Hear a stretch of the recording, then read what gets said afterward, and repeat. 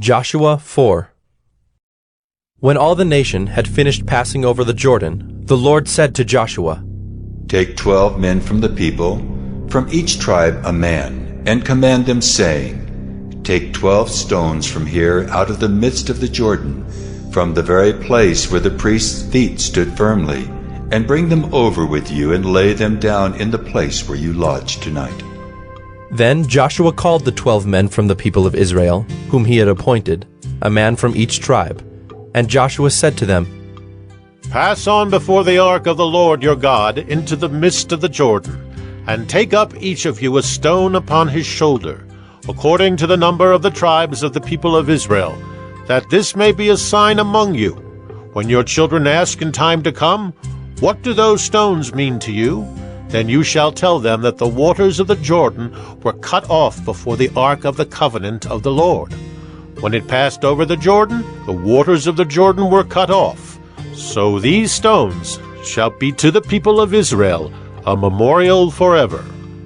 And the people of Israel did just as Joshua commanded, and took up 12 stones out of the midst of the Jordan, according to the number of the tribes of the people of Israel, just as the Lord told Joshua.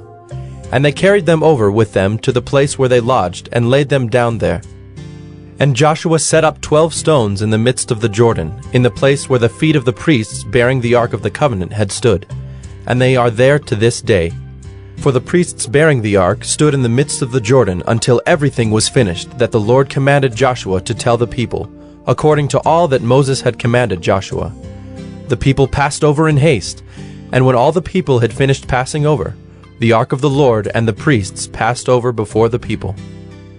The sons of Reuben and the sons of Gad and the half-tribe of Manasseh passed over armed before the people of Israel, as Moses had told them.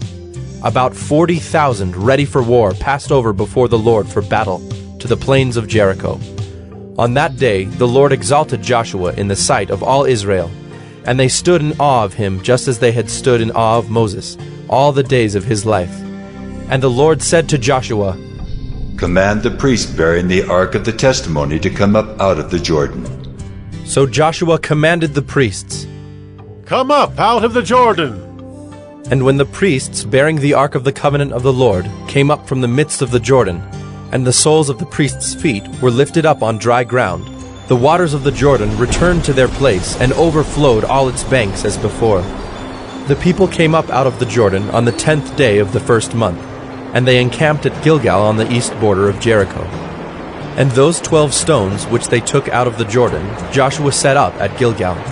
And he said to the people of Israel, When your children ask their fathers in times to come, What do these stones mean?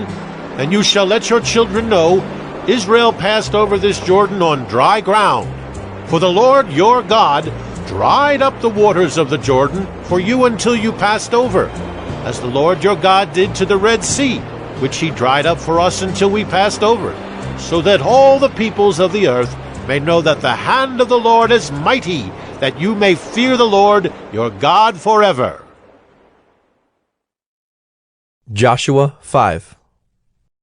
As soon as all the kings of the Amorites, who were beyond the Jordan to the west, and all the kings of the Canaanites, who were by the sea, heard that the Lord had dried up the waters of the Jordan for the people of Israel until they had crossed over, their hearts melted, and there was no longer any spirit in them because of the people of Israel. At that time the Lord said to Joshua, Make flint knives, and circumcise the sons of Israel a second time. So Joshua made flint knives and circumcised the sons of Israel at Gibeath-haaraloth. And this is the reason why Joshua circumcised them. All the males of the people who came out of Egypt, all the men of war, had died in the wilderness on the way after they had come out of Egypt. Though all the people who came out had been circumcised, yet all the people who were born on the way in the wilderness after they had come out of Egypt had not been circumcised. For the people of Israel walked 40 years in the wilderness until all the nation, the men of war who came out of Egypt, perished, because they did not obey the voice of the Lord. The Lord swore to them that he would not let them see the land that the Lord had sworn to their fathers to give to us, a land flowing with milk and honey. So it was their children whom he raised up in their place that Joshua circumcised. For they were uncircumcised because they had not been circumcised on the way. When the circumcising of the whole nation was finished, they remained in their places in the camp until they were healed. And the Lord said to Joshua, Today I have rolled away the reproach of Egypt from you. And so the name of that place is called Gilgal to this day. While the people of Israel were encamped at Gilgal, they kept the Passover on the 14th day of the month in the evening on the plains of Jericho. And the day after the Passover, on that very day, they ate of the produce of the land, unleavened cakes and parched grain. And the manna ceased the day after they ate of the produce of the land, and there was no longer manna for the people of Israel, but they ate of the fruit of the land of Canaan that year. When Joshua was by Jericho, he lifted up his eyes and looked, and behold, a man was standing before him with his drawn sword in his hand. And Joshua went to him and said to him, Are you for us, or for our adversaries?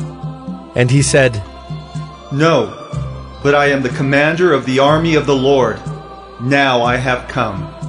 And Joshua fell on his face to the earth and worshipped, and said to him, What does my Lord say to his servant? And the commander of the Lord's army said to Joshua, Take off your sandals from your feet, for the place where you are standing is holy. And Joshua did so. Joshua 6. Now Jericho was shut up, inside and outside, because of the people of Israel. None went out, and none came in. And the Lord said to Joshua, See, I have given Jericho into your hand, with its king and mighty men of valor. You shall march around the city, all the men of war going around the city once. Thus shall you do for 6 days. 7 priests shall bear 7 trumpets of ram's horns before the ark. On the 7th day you shall march around the city 7 times, and the priests shall blow the trumpets. And when they make a long blast with the ram's horn, when you hear the sound of the trumpet, then all the people shall shout with a great shout, and the wall of the city will fall down flat, and the people shall go up, everyone straight before him. So Joshua the son of Nun called the priests and said to them, Take up the ark of the covenant, and let 7 priests bear 7 trumpets of ram's horns before the ark of the Lord. And he said to the people, Go forward, march around the city, and let the armed men pass on before the ark of the Lord. And just as Joshua had commanded the people, the 7 priests bearing the 7 trumpets of ram's horns before the Lord went forward, blowing the trumpets, with the ark of the covenant of the Lord following them. The armed men were walking before the priests who were blowing the trumpets, and the rear guard was walking after the ark, while the trumpets blew continually. But Joshua commanded the people, You shall not shout or make your voice heard, neither shall any word go out of your mouth until the day I tell you to shout. Then you shall shout. So he caused the ark of the Lord to circle the city, going about it once. And they came into the camp and spent the night in the camp. Then Joshua rose early in the morning, and the priests took up the ark of the Lord. And the 7 priests, bearing the 7 trumpets of ram's horns before the ark of the Lord, walked on, and they blew the trumpets continually. And the armed men were walking before them, and the rear guard was walking after the ark of the Lord, while the trumpets blew continually. And the 2nd day they marched around the city once, and returned into the camp. So they did for 6 days. On the 7th day they rose early, at the dawn of day, and marched around the city in the same manner 7 times. It was only on that day that they marched around the city 7 times. And at the 7th time, when the priests had blown the trumpets, Joshua said to the people, Shout, for the Lord has given you the city, and the city and all that is within it shall be devoted to the Lord for destruction. Only Rahab the prostitute and all who are with her in her house shall live, because she hid the messengers whom we sent. But you, keep yourselves from the things devoted to destruction, lest when you have devoted them, you take any of the devoted things and make the camp of Israel a thing for destruction, and bring trouble upon it. But all silver and gold, and every vessel of bronze and iron, are holy to the Lord. They shall go into the treasury of the Lord. So the people shouted, and the trumpets were blown. As soon as the people heard the sound of the trumpet, the people shouted a great shout, and the wall fell down flat, so that the people went up into the city, every man straight before him, and they captured the city. Then they devoted all in the city to destruction, both men and women, young and old, oxen, sheep, and donkeys, with the edge of the sword. But to the 2 men who had spied out the land, Joshua said, Go into the prostitute's house, and bring out from there the woman and all who belong to her, as you swore to her. So the young men who had been spies went in and brought out Rahab and her father and mother, and brothers, and all who belonged to her. And they brought all her relatives and put them outside the camp of Israel. And they burned the city with fire and everything in it. Only the silver and gold, and the vessels of bronze and of iron, they put into the treasury of the house of the Lord. But Rahab the prostitute, and her father's household, and all who belonged to her, Joshua saved alive. And she has lived in Israel to this day, because she hid the messengers whom Joshua sent to spy out Jericho. Joshua laid an oath on them at that time, saying, Cursed before the Lord be the man who rises up and rebuilds this city Jericho. At the cost of his firstborn shall he lay its foundation, and at the cost of his youngest son shall he set up its gates.